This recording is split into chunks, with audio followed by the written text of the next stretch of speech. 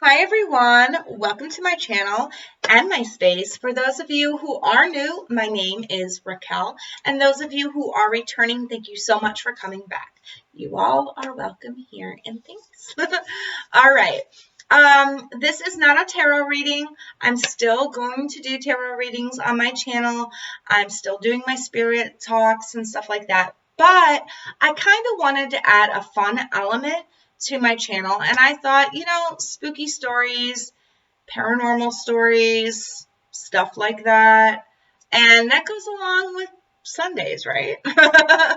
When we're at home and we're chilling and we're winding down from the weekend or the week.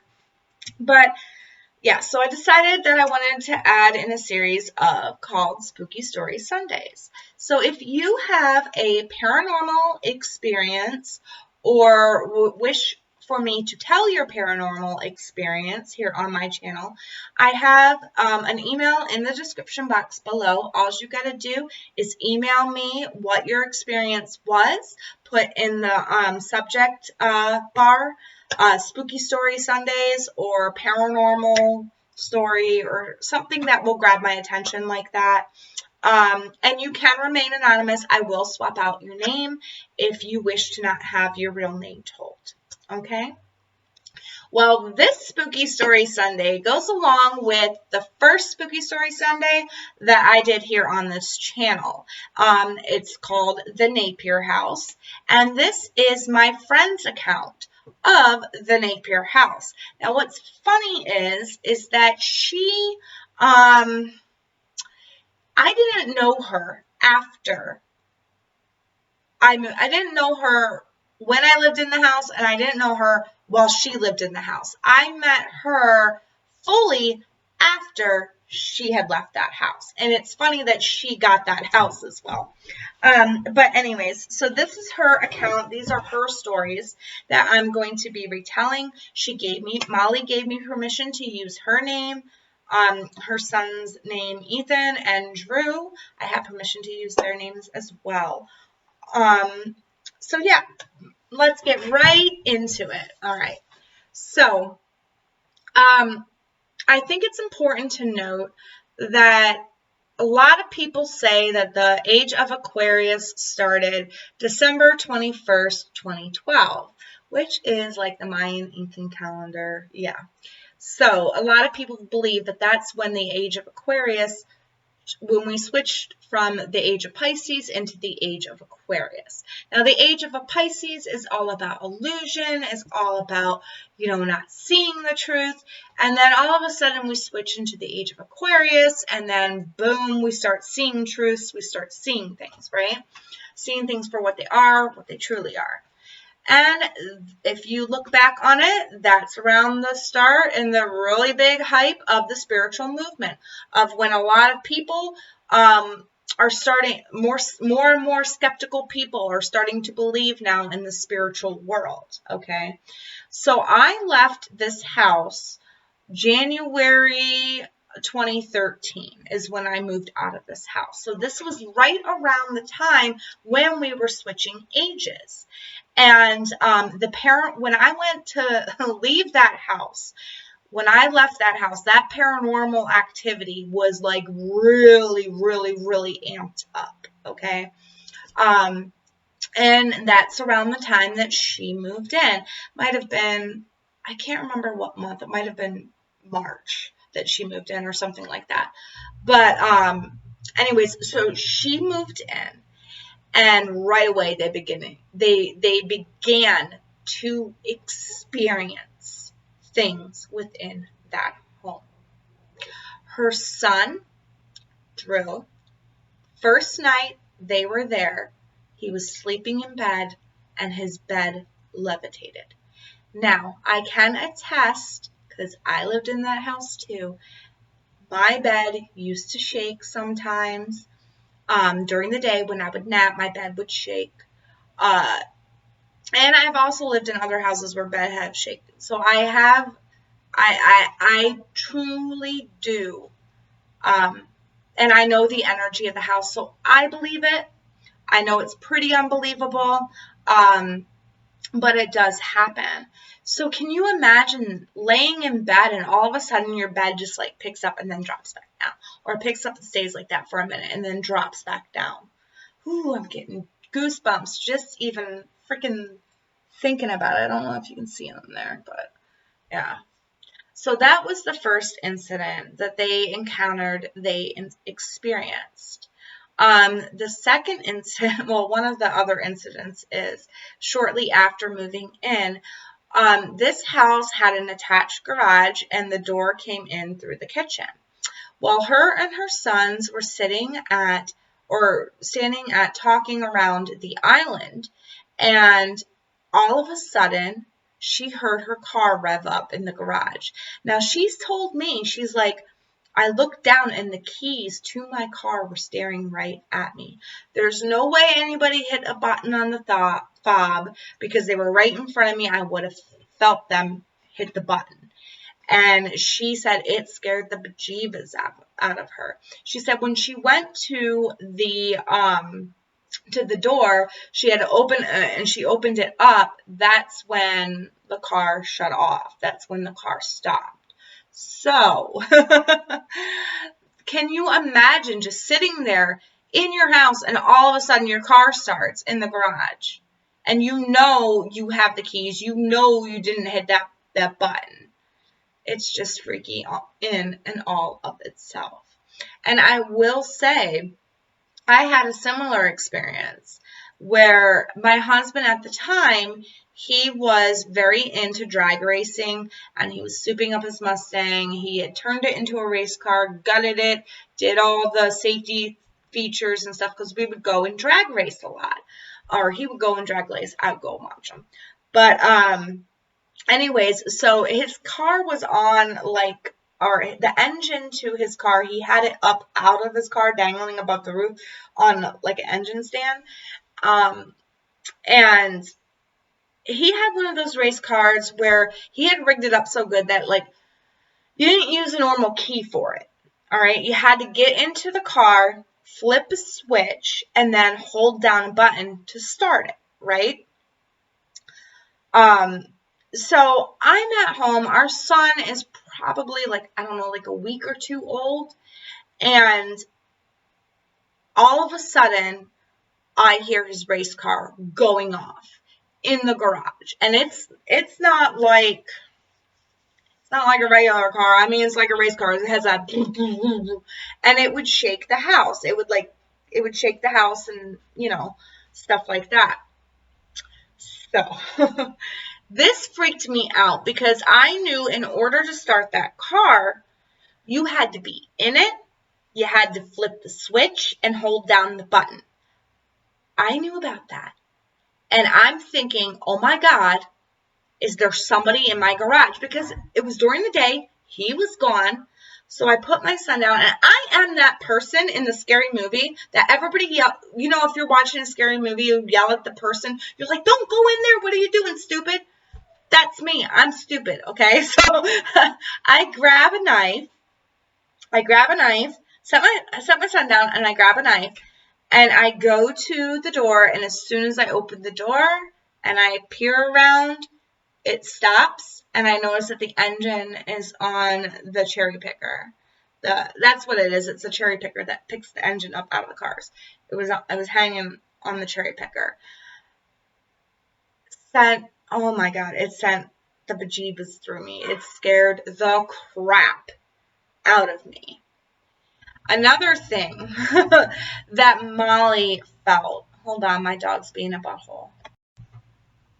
So another thing that she said that she would experience is that at 2:30 at night, in the morning, 2:30 in the morning, she'd be laying in bed and she'd hear the door open and then the door close and then footsteps walk through the house to the bathroom and then the toilet go up and down, up and down, up and down, slam up and down. Now, can you imagine? She was a single mother at this time, living in this house. Can you imagine being a single mother, laying in bed, and all of a sudden, at 2:30 in the morning, you hear a door that you thought you locked open and then slam shut, and then you hear footsteps walking through your house. That would scare the crap out of me, whether that was a ghost or not, because any walking around like that or opening the door, I would automatically, our brains jump to intruder. That it jumps to intruder. She said she said it went into the bathroom and it, the toilet seat was up, down, up, down, up, down. She said that when she went to go check, there was nothing there though, and the door was locked. The door that she heard swing open and swing closed was locked. Now, I can attest that I've heard those footsteps before, and I heard that, and I heard the toilet seat, but I didn't hear it until more towards the end of my stay in that house, which makes me think maybe and because it happens at the same time every night, when something happens repeatedly over and over and over again at the same time, it's usually residual energy. And what residual energy is it's basically like your walls are a tape recorder. Okay, so if you build up enough energy in one space, if you have enough emotional energy or enough fire or whatever it is inside of you, lots of energy, and you expel it at once, the walls get imprinted with it. Now, when I was living at that house, I know that there were some nights maybe me and my husband had a little too much to drink and we'd fight. One of us would come in and slam the door and walk to like maybe the bathroom or something like that. So maybe it was leftover residual energy from me and my husband that she was hearing, that I was hearing right before I left. But whatever the case may be, that's still a scary thing to have to go through, especially if you are a single mother. Let me know your comments below, what you think about that, about the residual energy or whatever. But I very well think that that's what that could be. And I do want to point out that when I was talking about how her car started up, she said it did not sound like a race car. She said it sounded like her regular car, like her car starting. So the race car, while it could be residual energy left over from when my husband first got it, I don't think she really experienced the race car's energy. I do know that her next story I have had happen to me as well. She said that during the day, if she was at home during the day, all of a sudden she would hear her boyfriend's tools going off in the garage. And then when she'd go to check, there'd be no way that they could have turned on, but they would shut off. And I used to experience that because my husband is a mechanic, so he has a lot of tools, and they used to go off in the garage all the time, just by themselves. And it'd be like, you just have to let it go through its process and then they turn off. But it was freaky. It was definitely very freaky. Another thing that she said used to happen, and I can attest to this too, but I'm going to tell her story. A lot of times, so she had a Doberman, like a big Doberman, and then she had a Min Pinscher. And she said that when she would go downstairs to do laundry, that the Doberman would stay at the top of the stairs, the bigger dog, but the Min Pin would come down the stairs with her. And he would sit in front of that well room and bark. Now, if you've seen my other video, you kind of know the layout. It's like you go down the steps off to the right. It was my pool table, or it's like just like a little spacious area where you could have like a little rec area, and it had a bathroom. And then off to the left was the water heater, the washer and dryer on the back wall underneath the steps. And then across from the washer and dryer was a room that had the well. And it was a big storage room too. It was underneath the porch. And in that room was spooky. That room, that's where the well is. So that's where lots of spiritual activity is. But I always felt like there was something evil about that room. And every time I did my laundry down there, I felt like I had eyes on me, and I did hear that door swing open. Like, I could walk down, that door would be closed, and I'd go to do my wash, and all of a sudden the door would swing open. And she said that when she went down there a couple of times, the min pin would come down with her, and she'd be doing her laundry. And one time, it swung open and like a bang, and the dog started like going berserk, barking. And this was like late at night, and her boyfriend wasn't staying over. And I forgot what she said where her kids were, but she was scared. She grabbed the dog, ran upstairs, said, F the laundry. I would too. I have done that many times in that house because, yeah, it's just not worth it. The vibes off of that was just, spooky, very scary. One of the most scariest vibes I've ever had. And I've been through a lot of spiritual stuff. And she said that her son Ethan would often see an old woman. And I used to see the old woman too. In the front bedroom, there was an old woman. She'd sit in a rocker sometimes. Sometimes she'd be behind the door. And she'd look out. She'd look out into the yard. For me, the old woman was more, she was cranky, but when I told her, I'm sorry, this is my space now, I ended up developing a bond with this old woman. But the old woman used to scare Ethan. And also, he said that he's seen an old man walking up and down the hallways at night. And I can attest to when I would sleep in my bedroom, sometimes it would be like when I was napping during the day. This is right after I had my son, so you get your naps whenever you can. I'd wake up and I'd see an old man standing in the hallway staring at me. So that old man, he was pretty creepy too. And I don't think he was related at all to the old woman. I think they were from two different time eras. But one of Molly's sons, Ethan's experiences, it was late at night, and he was awoke to like a black, like mass coming over him, like coming over his body. You ever get, the sleep paralysis where you can't move, can't breathe, can't scream? Well, it was over him, and then all of a sudden, he's not sure if he was dreaming it or if he was getting a vision of it, but he was downstairs in front of the well room, and there was a lady in white and two little twins, a boy and a girl.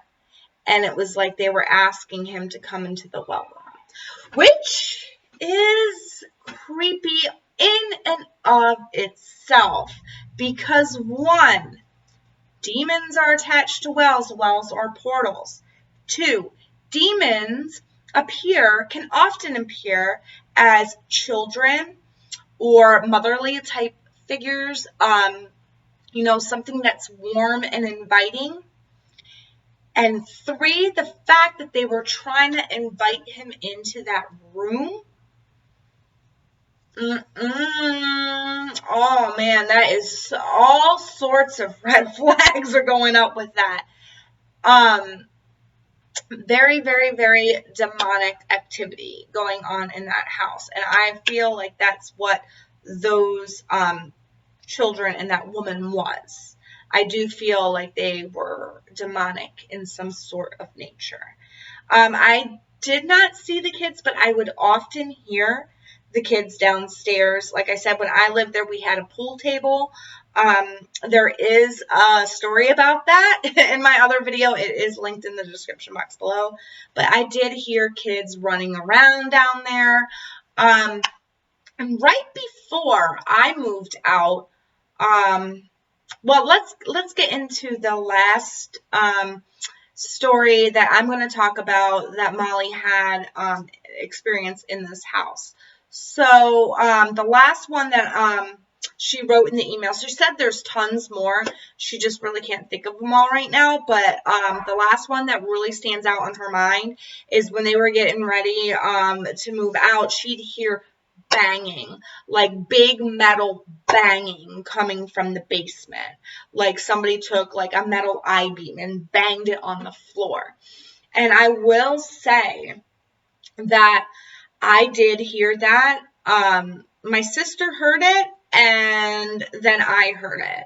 She told me about it, and I didn't believe her because I thought it was pretty stupid. I don't know why I didn't believe her at the time, because I had seen so much there, but I didn't believe her. She called me up. Me and my husband were having a date night, and she was watching my kids. And she called me up, and she asked when we were going to be home. She was really scared because she heard metal banging coming from the basement, like somebody picked something up heavy and banged it down on the concrete.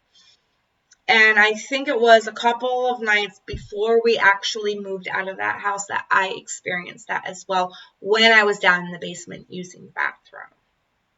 But needless to say, that house was extremely haunted. Lots of things would go on. Birds would just fly into our windows constantly. We'd always have dead birds around the outside of our house because they would just fly right into it. And that's another big sign of demonic activity, is when birds constantly are flying into your window. Now, birds, they do that every so often. I mean, even with regular, like, non-haunted houses, they'll fly into a window because they don't know where they're going, right? Or something like that. They think they can fly right through the house. But this didn't happen just on occasion, like sporadically, once or twice a year. This happened all the time. These birds would just like fly into that window. And I remember, it happening and scaring. The first time it happened, it scared the bejeebus out of me. But I'm like, okay, I lived in an apartment building where they used to do that too. So, it's no big deal. After living there a year and finding about 20 dead birds around the outside of my house, it was about 20 dead birds that year. Not all at once, but like sporadically. I mean, it happened a lot at this house.